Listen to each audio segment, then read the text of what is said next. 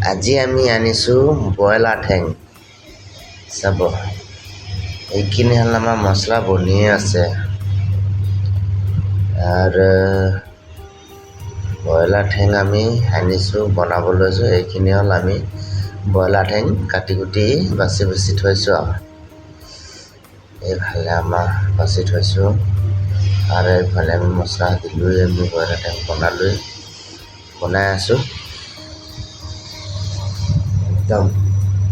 নতুন তেলতে ভাজি আছোঁ আৰু পানী দিলে ব্ৰইলাৰ ঠেংটো ভাল নহয় যে সেইকাৰণে আমি তেলতে মছলা দি তেলতে ভাজিছোঁ আমাৰ বিলাল ৰেডি হ'বলৈ হৈছে কমচে কম 20 মিনিটমান ভাজিছোঁ এতিয়া 20 মিনিটমান হৈ গ'ল ভাজোঁতে হৈ গ'ল এতিয়া নমাব পৰাই হ'ল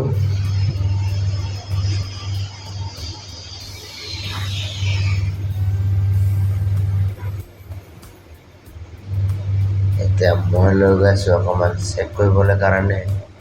কেনেকুৱা হৈছে খাই চাবৰ কাৰণে কেনেকুৱা হৈছে চেক কৰিবলৈ ব্ৰইলাৰ ঠেং হৈ গ'ল ৰেডি দেখিছে নহয় আপোনালোকে কেনেকৈ লাগিছে বনোৱাটো চাই মেলি কমেণ্ট কৰিবচোন দেই